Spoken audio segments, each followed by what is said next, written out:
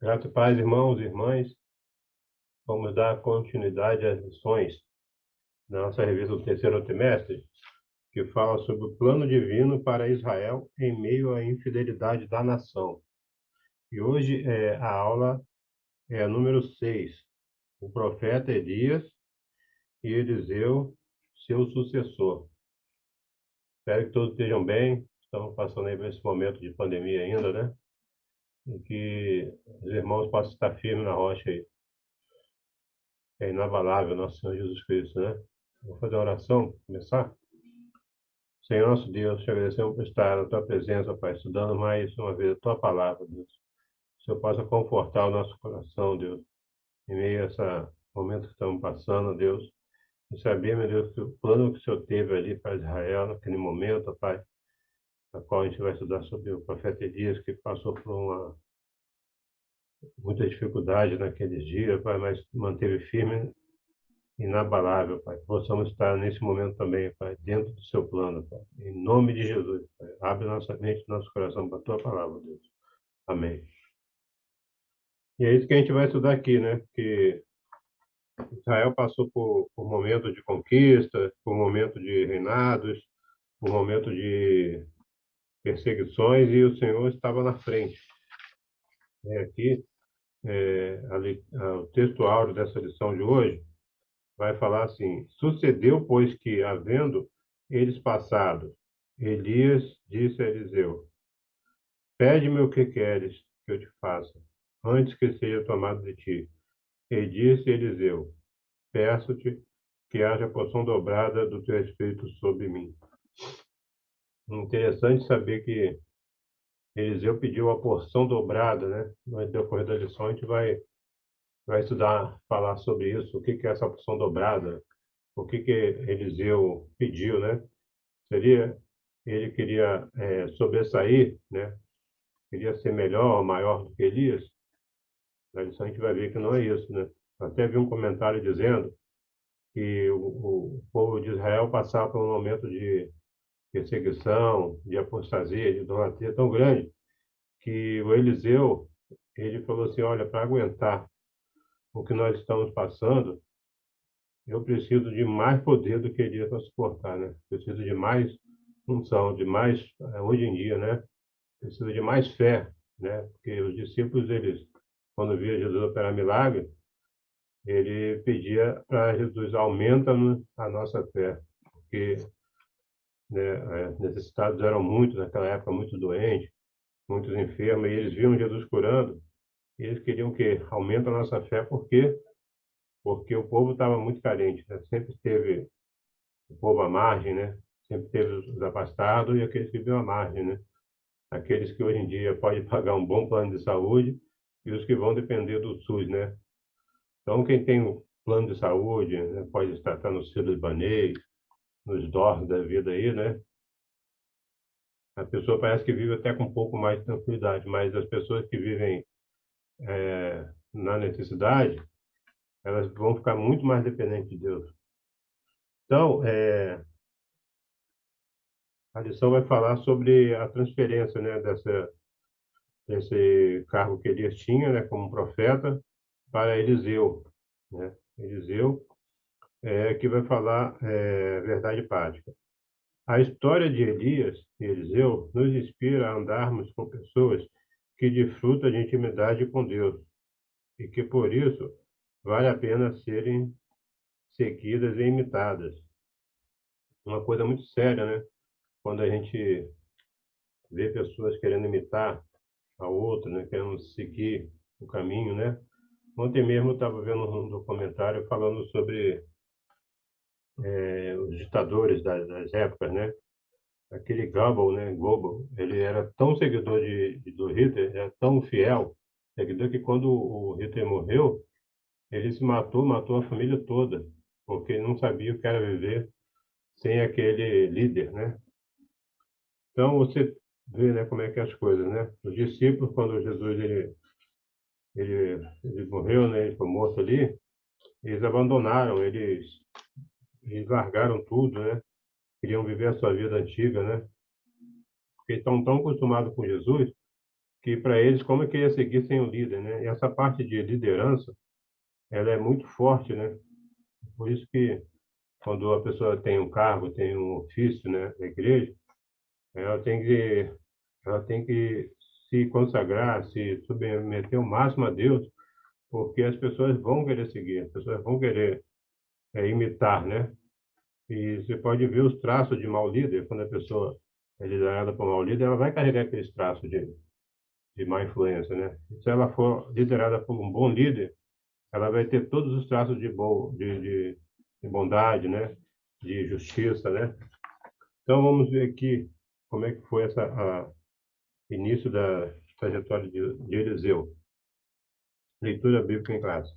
Sucedeu, pois, que havendo o Senhor de elevar a Elias num redemoinho ao céu, Elias partiu com Eliseu de Gilgal.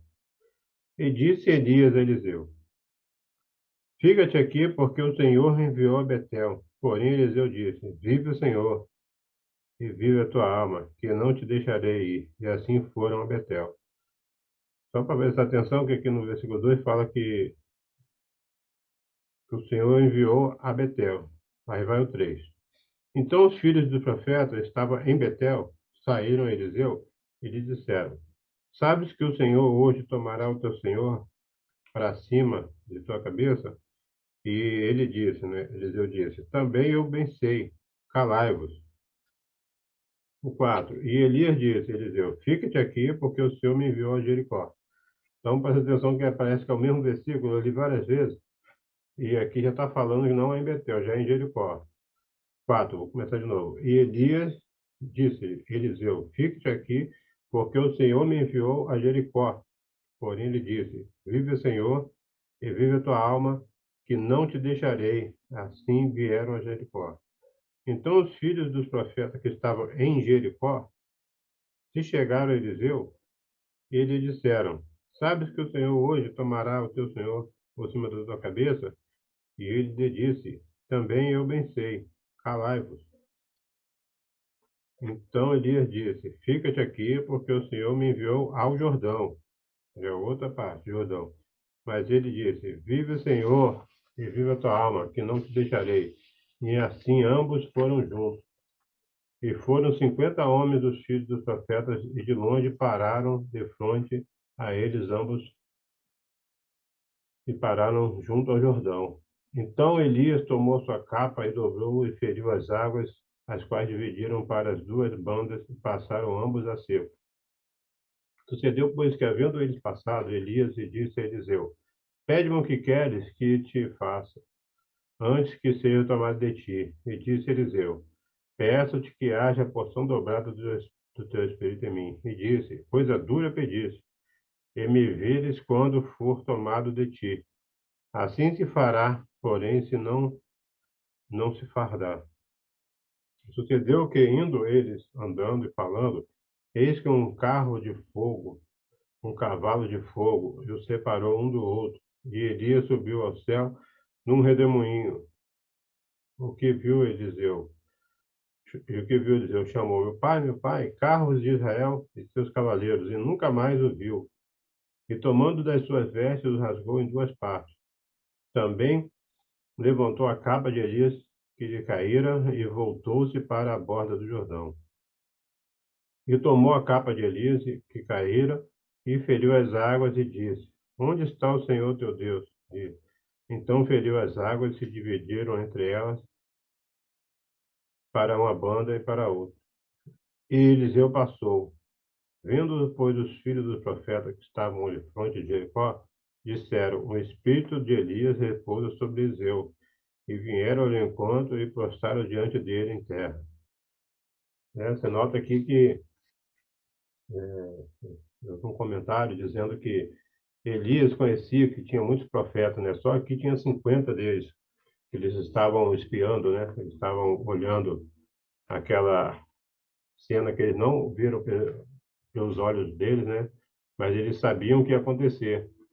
E esses profetas, eles estavam curiosos, né?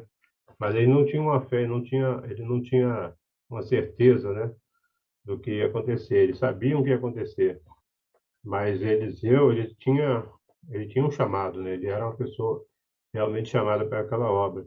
E aqueles profetas ficaram olhando de longe, né? Eles não passaram pelo Jordão com os dois, quando Elias feriu o Jordão com a sua capa. E, e Elias falou: Você pode até ter essa porção dobrada, mas não é eu que vou dar, né? É o Senhor. Se você vê eu subindo, vai ser um sinal que você vai receber esse pedido que é duro, né? É uma responsabilidade dura que Elias falou, né? De ter a porção dobrada, né? E Eliseu concordou, Eliseu tinha certeza do que queria, né? Ele sabia que Israel estava precisando, Israel precisava de um norte, né? Naquele momento. E ele creu, ele viu Elias subindo ao céu, né? Eu tenho até aqui uma figura aqui. Ele viu Elias subindo ao céu, um carro de fogo, né? E, e ele creu e recebeu a bênção. Ele recebeu esse poder do alto, né? Poder do Espírito Santo. É, introdução. O ministério de Elias estava terminando quando Deus ordenou que ungisse seu sucessor.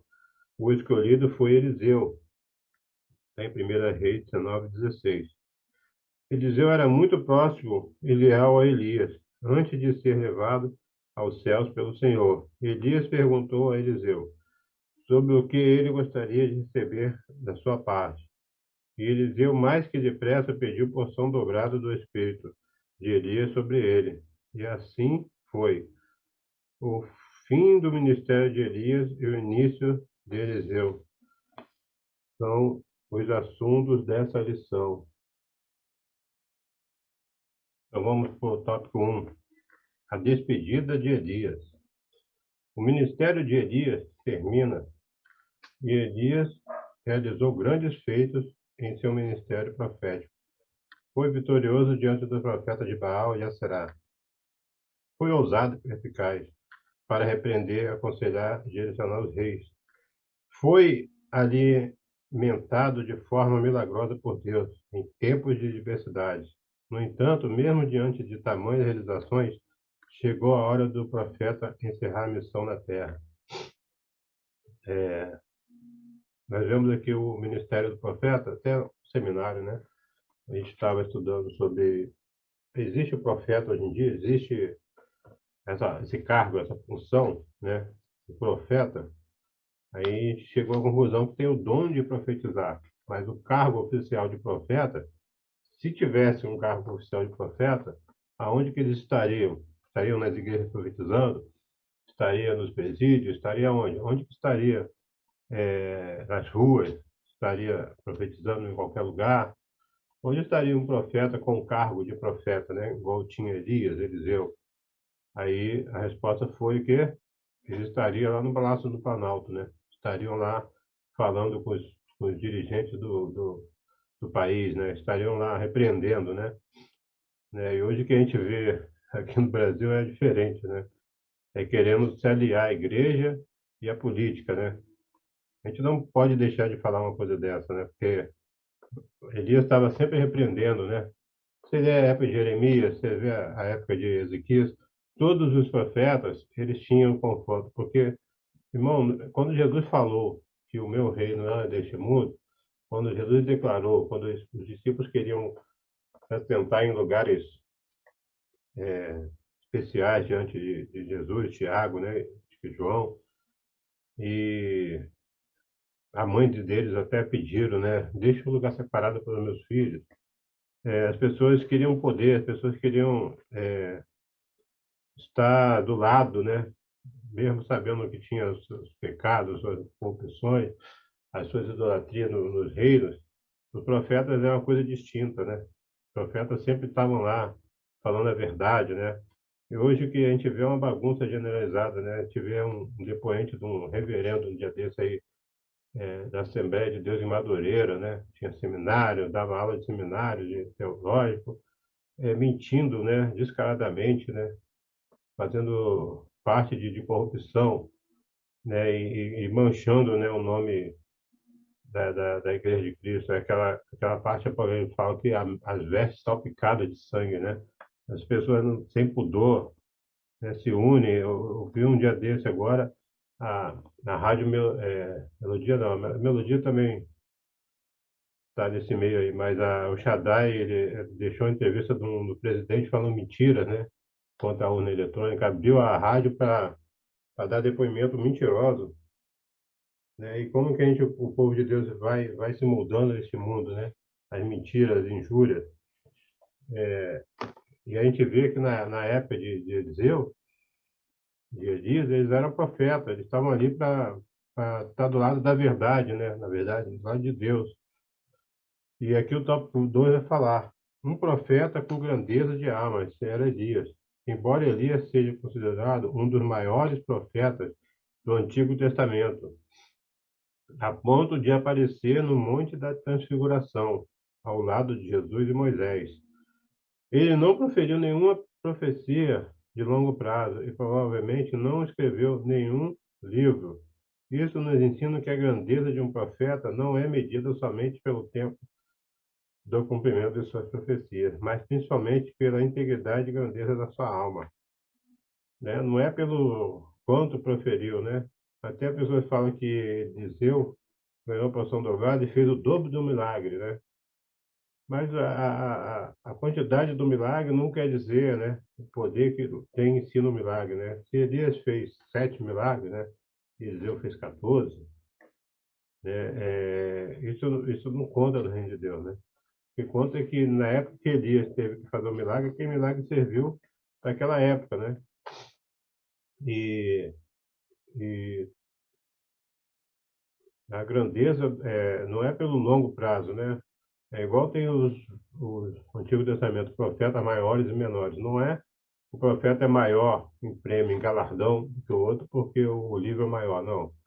Mas é porque o livro é mais extenso, né? Mas cada profeta teve seu papel importante. Aqui o tópico 3. Gilgal, um lugar de boas recordações. Elias estava em Gilgal quando iniciou os preparativos para seu arrebatamento. Este lugar foi cenário de grandes marcantes acontecimentos no memorial da travessia do Jordão, realizada por Josué. Israelitas foram circuncidados e celebraram a primeira Páscoa na Terra Prometida. Isso está em Juízes 5:10. Foi em Gilgal que Elias tomou ciência do término do seu ministério profético, né?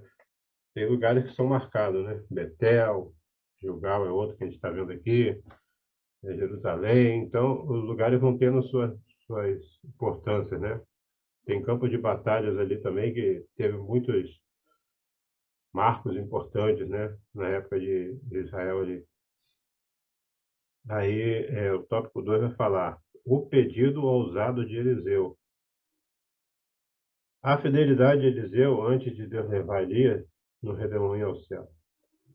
Ele mandou o profeta fazer uma viagem na cidade de Gilgal a Betel. Elias disse a Eliseu que ele não precisava ir, mas ele respondeu: não te deixarei ir. Durante a viagem, Elias disse 2 vezes para Eliseu voltar, mas ele se recusou. Para Eliseu era uma honra servir Elias por esse trabalho que Deus tinha dado para fazer.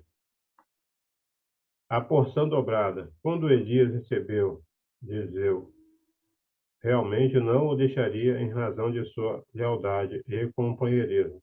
Lhe deu o direito de pedir qualquer coisa que desejasse. Eliseu, então, disse: peço-me que haja porção dobrada do teu espírito sobre mim. 2 Reis 9:2-9. O que realmente Eliseu estava pedindo? Em Israel, 2 partes de uma herança eram para o filho primogênito. Isso está em Deuteronômio 21:15-17, uma lei. Assim, Eliseu estava pedindo para ser o herdeiro de Elias, ou seja, para ficar no lugar dele como profeta. Ele também pediu para ter o espírito ou atitude de Elias, porque queria a mesma coragem e zelo para a verdadeira adoração.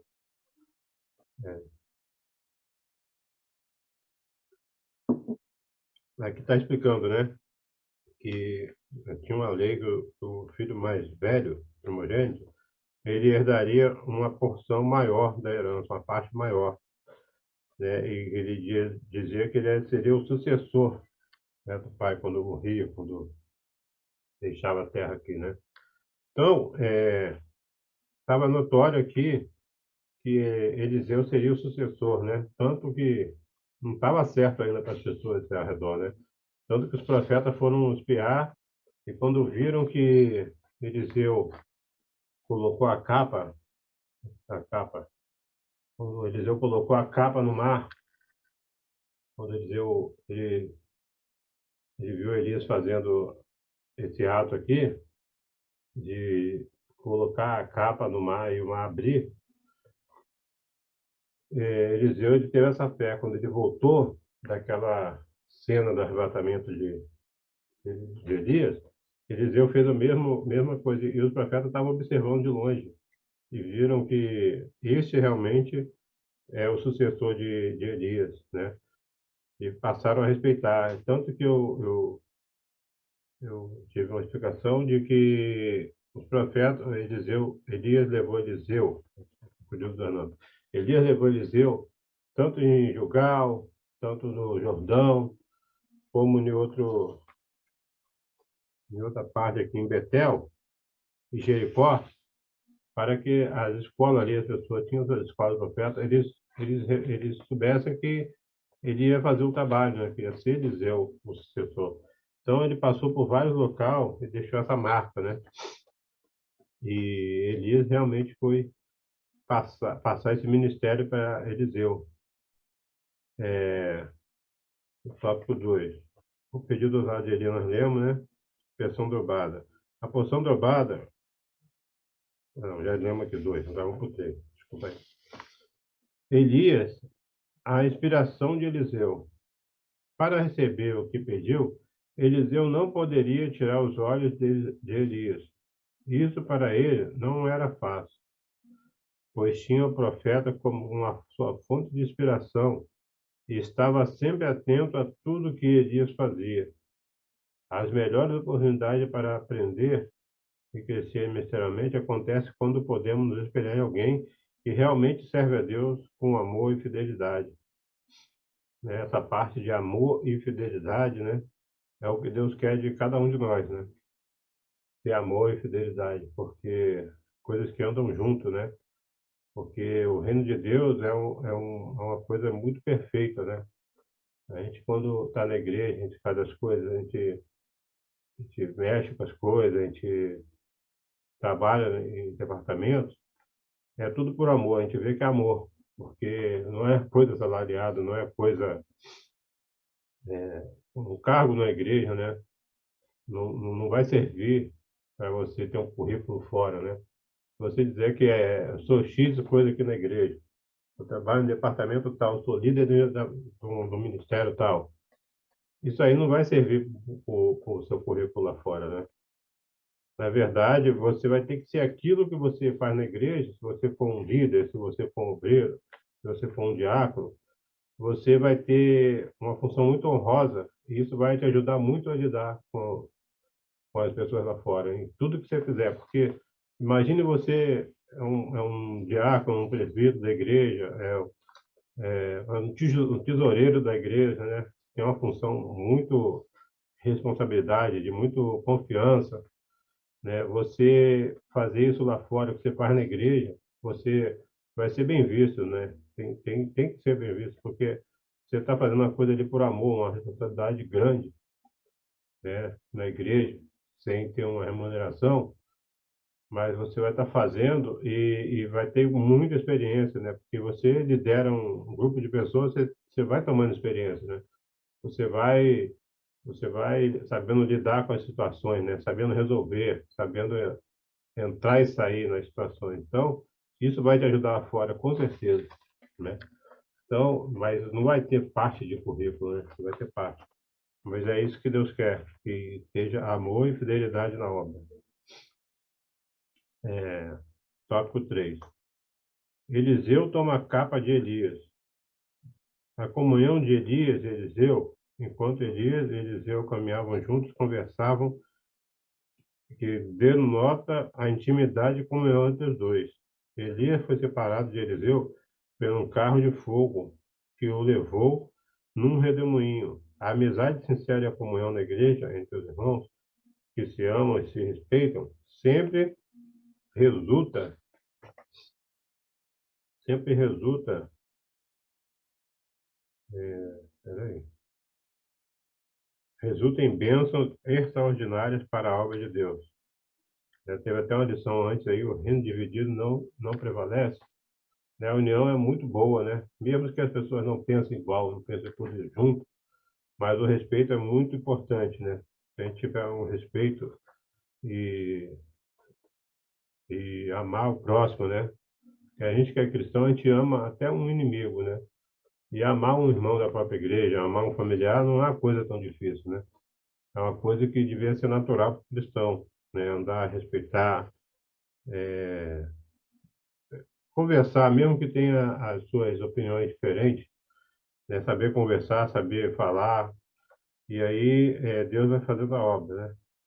Tópico 2, a capa de Elias. Elias deixou sua capa cair quando foi levado ao céu. Essa capa foi herança que o profeta deixou para o seu servo Eliseu, segundo a Reis 2:13. Ele legitimou o ministério dele publicamente ao tocar nas águas do Jordão, dividindo para uma banda e outra. Esse episódio foi visto pelos filhos dos profetas de Jericó, que imediatamente reconheceram que a unção de Elias estava sobre Eliseu. Tá vendo? Foi uma coisa pública, né? Quando eles viram.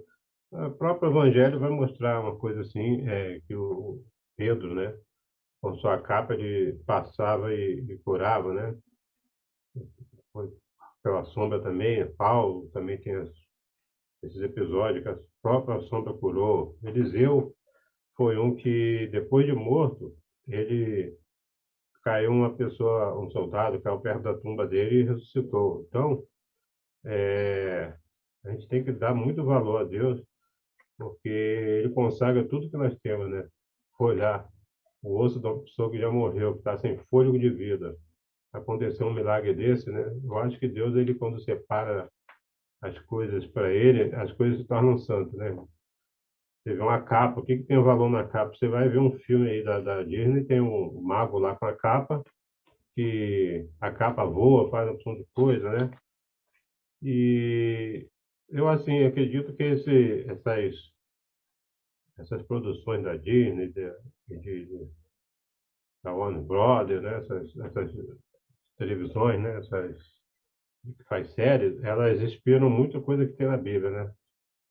Vou olhar o Super-Homem, os judeus, eles são muito vibrados em fazer os super-heróis, né?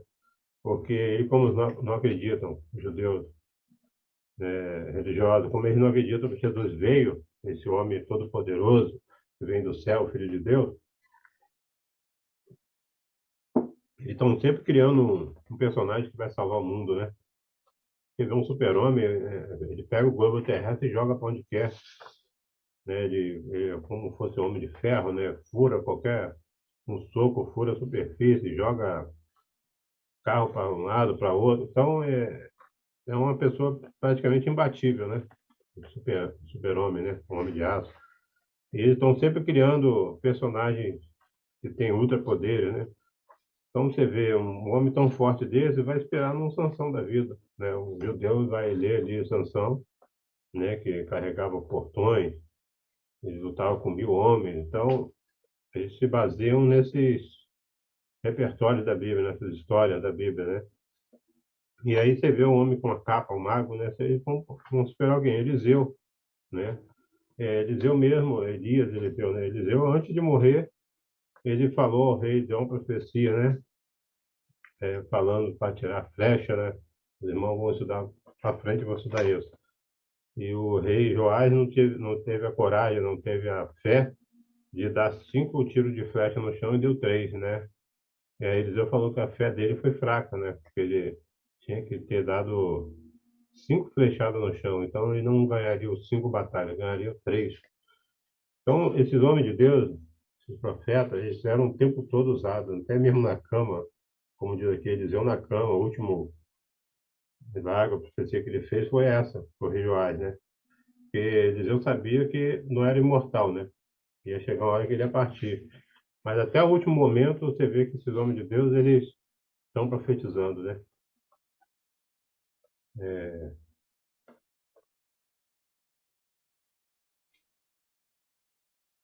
o subsídio, aí já vamos para a conclusão. Então passam rápido, né? Conclusão. O que identifica um profeta de Deus atualmente? Não é o uso de uma capa, mas o modo de viver. Suas virtudes e comportamento, a exemplo de Eliseu, devemos nos espelhar em homens e mulheres de Deus, que sejam genuínos imitadores de Cristo. E não apenas isso, precisamos também ser exemplo para os outros, refletindo na imagem do Senhor e não somente nas palavras, mas principalmente nas ações. Então, que a gente possa ter essa diferença, né? Ser diferente. Eliseu, ó, que era um homem que andava mexendo com bois, né? Ele foi visitado por Elias para ser chamado, né? Ele não hesitou, ele largou todas as suas afazeres, ele matou os bois, quebrou os carros, né? Os carros de carruagem ali, para dar o sinal que ele ia mudar de vida, e agora ia seguir o profeta, né? Aquela vida dele, aquele trabalho que ele tinha, ele foi tudo deixado para o trabalho que era para o Deus, né? Deus celestial, né? Tinha tudo para dar para ele. Ele deixou aquela vida dele, seguiu, parece que foi confirmado, né? Deus que teria esse propósito, e foi um homem grande feito, foi um homem de grandes profecias, né? Foi bem usado, né? Na época de idolatria, na época de perseguição, e ele não cedeu, não se juntou ao Estado, não se juntou ao mundo, né? Mas ele falava o que tinha que falar, e que Deus possa usar, né, os irmãos. Nós sabemos que nós vivemos um tempo de monarquia, mas temos todas as promessas, né? E os mandamentos de Jesus para a nossa época, né? Nós não vivemos nessa época de profeta, de poderes, assim, né? Mas a cada ato nosso, a Bíblia fala que a gente tem que honrar o nome do Senhor, né? Que os irmãos possam continuar aí nessas lições e Deus possa falar no coração de cada um. Amém. A paz.